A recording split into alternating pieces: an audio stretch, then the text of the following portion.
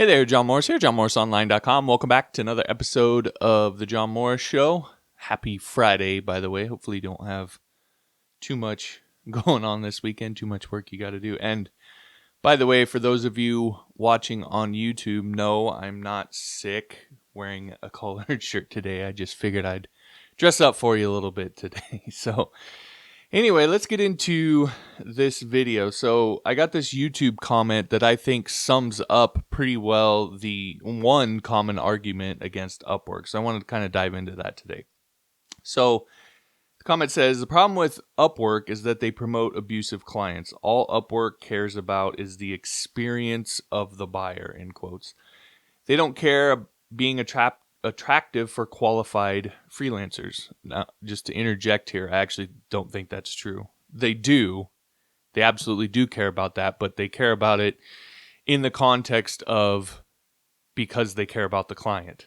So we'll get into this in a little bit, but they absolutely do want qualified freelancers, but it's so that they can make the clients happy, and we'll get into why here in just a second. So it says they don't care about being attractive for qualified freelancers, just protecting the buyer.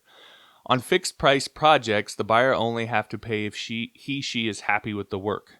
They expect you to deliver 100% of the work in advance.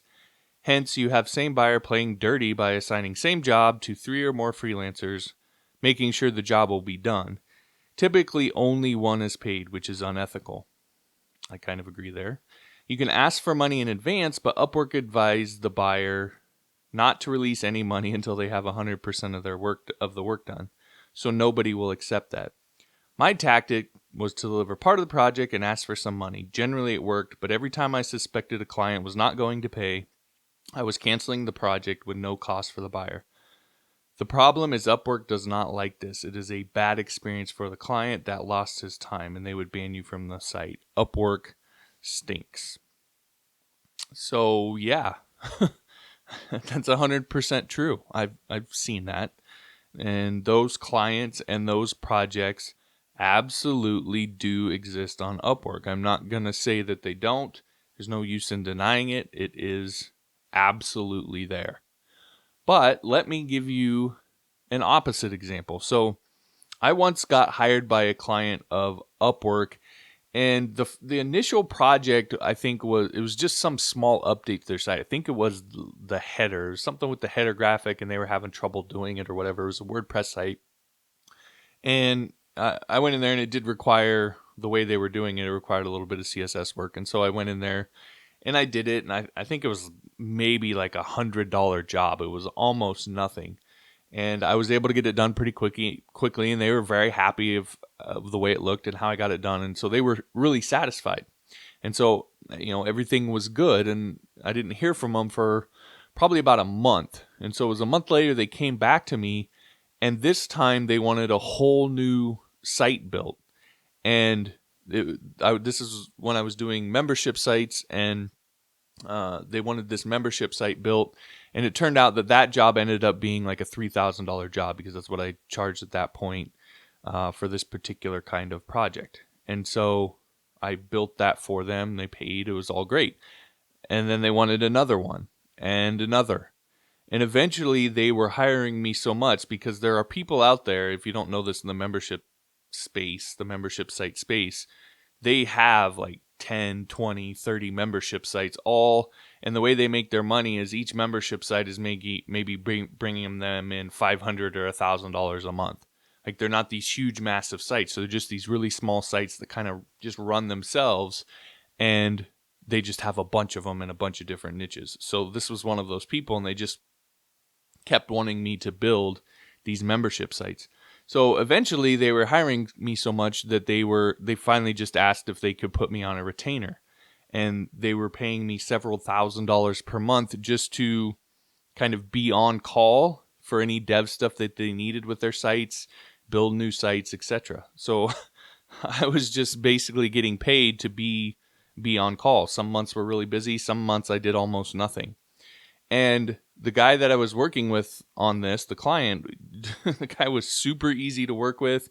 He ran a bunch of sites, so he'd hired a bunch of developers in the past, so he kind of had a lot of experience and knew how these things went.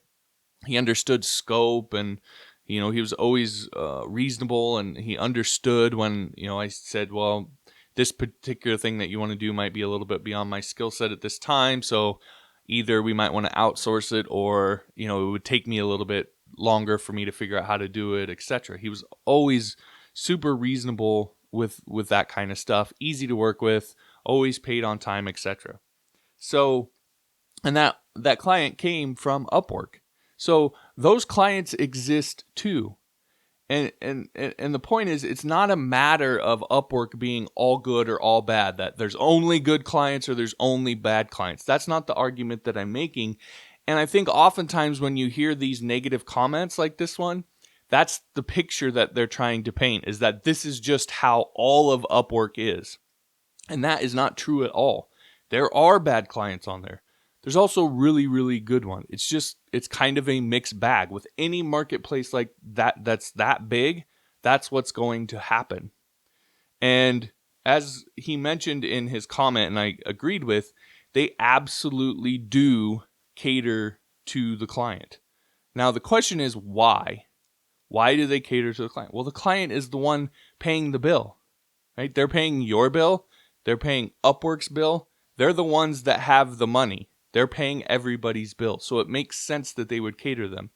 Now, I know that Upwork has, and some of these other sites, they have these kind of membership things where you pay a monthly fee as a freelancer to get, I don't know the numbers, but I really doubt that that's how they make the bulk of their money. The bulk of the money they make comes from the fees that they attach to what the client is paying. So they get paid, you get paid, everybody gets paid because of the client. It's the client's money. So they absolutely do cater to the client. So, and it makes sense why they would.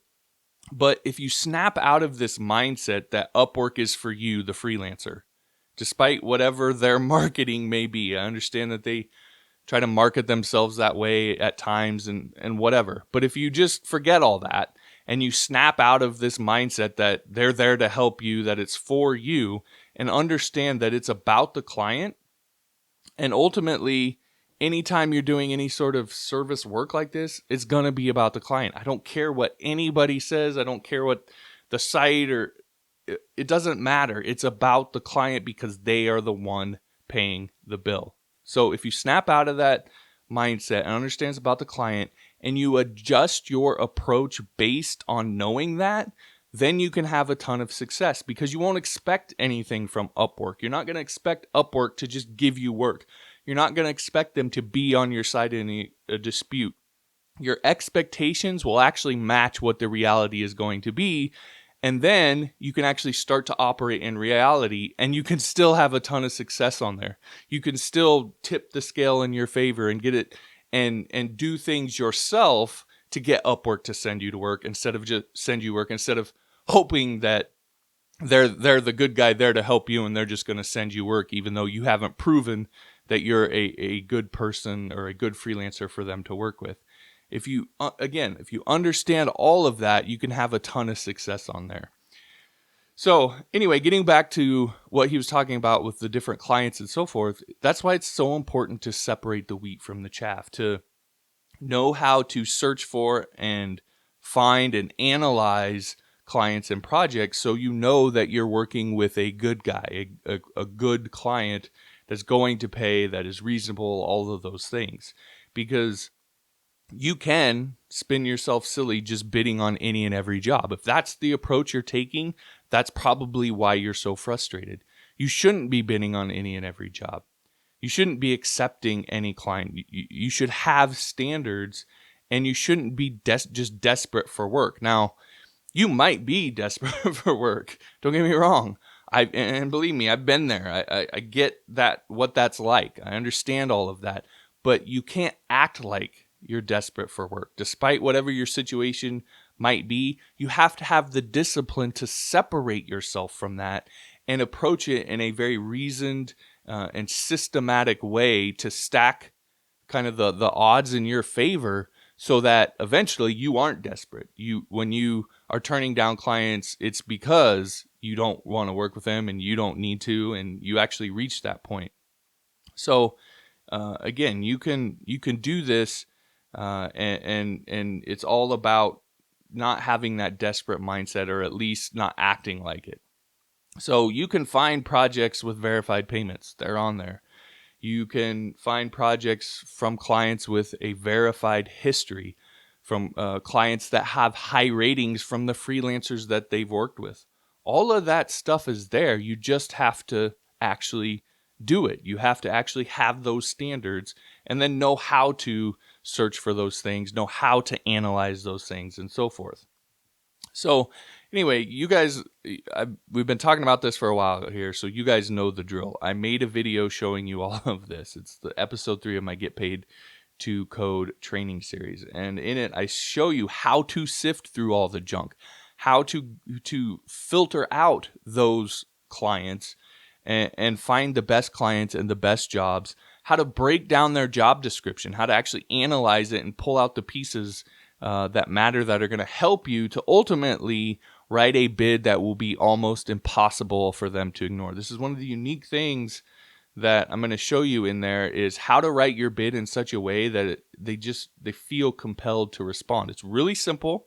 It's not some rocket surgery type thing, but just simply doing it will increase the amount of response that you get to your bids. And once you can start that conversation, then you can kind of work your way in and separate yourself from all the 30 other bids on the job there, because you're having this conversation. You're creating a familiarity that they don't have with any of these other people that are bidding. And that oftentimes, just the conversation, not even necessarily what's said, just the conversation and you being a normal human being can be the difference. So again, I'm going to show you how to do all that, and it's the type of thing that'll help you put your best foot forward and give you the best chance of winning the job.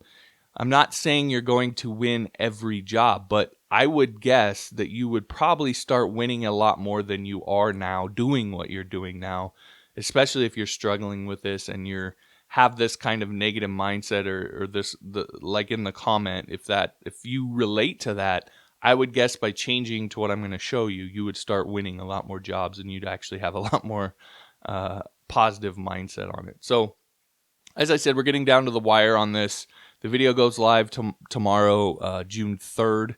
So to get access, you just simply need to become a supporting listener at johnmorrisonline.com/Patreon. But be sure and do it now so that you don't miss it when it goes live. Again, that's johnmorrisonline.com/Patreon. All right, that'll do it for this episode. Again, thanks for watching. Be sure to subscribe if you haven't yet, wherever that button is, and we'll talk to you next time.